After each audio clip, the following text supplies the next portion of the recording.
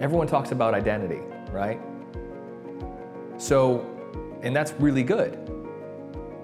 But, all right, what are you without, having all of the other people that you know and don't know around you? You walk down Main Street and it's empty. Now we're gonna get better because we were proactive in our community.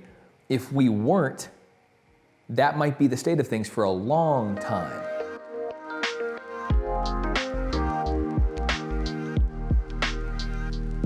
Before the crisis, I was looking at a 3D printer, but I definitely was like, all right, the big problem with 3D printing is before this crisis happened, it was really for printing like small Tinker Toy.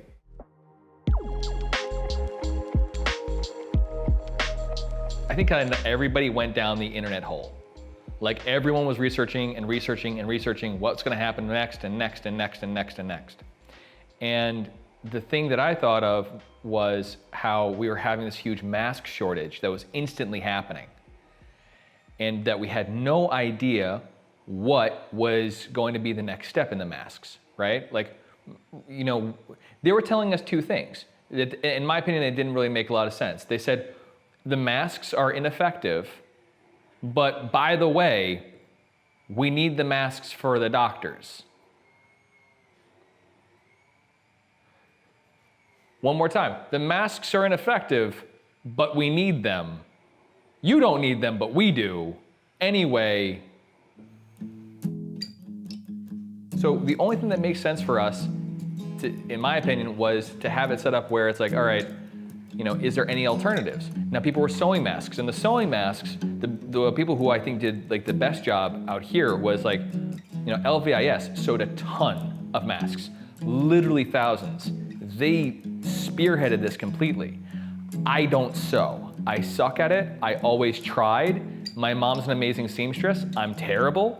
I can't, I'm just the worst at it. But I was already looking into 3D printing. So on the 3D printing forums, there were a group of people who were already making these masks, who were already designing them, and they were over in Lowell, Massachusetts, and they were working with Boston General. I was about to start printing their masks. I actually printed like one of theirs. And what happened is that there's a new mask that came out from Montana. It's actually called the Montana mask. That's the design that we're using. That was developed by a doctor and with a company called Flowmark High Tech in Montana. Their design is really simple. It's very straightforward. There's less parts, and I worked with it a lot easier. The other advantage is that when I talked to Flowmark High Tech, they said, and I told them what filter I was using, because I'm like, why don't I just use that big filter behind me and I'll cut it up into pieces and then I'll put it in there. He goes, well, that's not human soluble.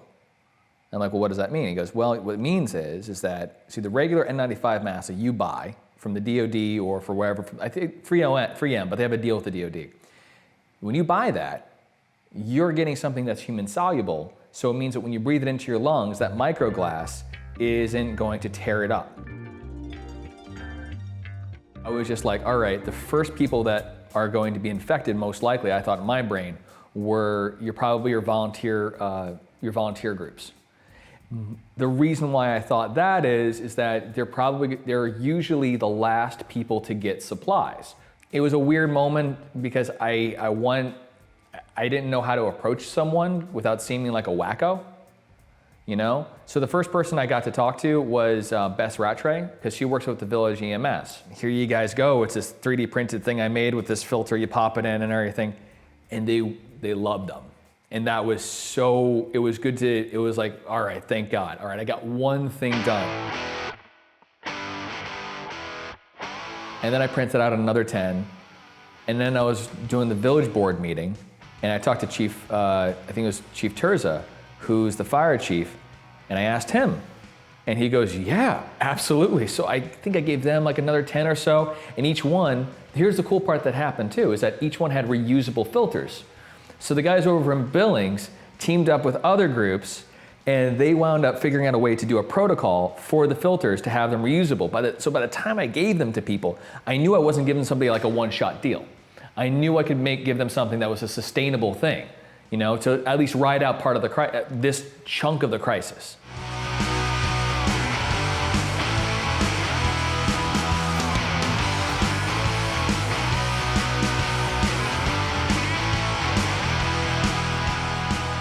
It's a good thing.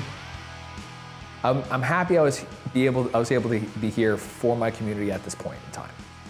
Like, I have a hard time filming myself or talking about it because I don't want to seem, it's that weird line of like, you don't want to seem like someone who's trying to like talk about all the good that they did, but on the same hand though, that's a good thing for other people so that when they're in a situation, they can think about something and they can adapt. Really what I can say is that the support from LTV, like Mike Clark and Morgan, were like, yeah, go do it. Go for it. They were completely supportive. Like this wouldn't have happened without them because I wouldn't have had the place to set it up. Urban Rainer's another guy. And as much as good as I did, I know that the ladies with the sewing machines probably, on average, it did a hell of a lot more than I did. The big things that we thought were gonna be there for us weren't. The things that are there for us are the people that are next to you, are the people you see walking down the street. They'll lend a hand. It's the small connections that matter. It's not the big things, it's the small things that matter. It's the small things that add up. It's you checking in on your neighbor. That adds up. It's you being there for someone. That adds up, The big things, I don't know. I've never really seen them work out. But in this pandemic, I saw more good in my community than I can remember.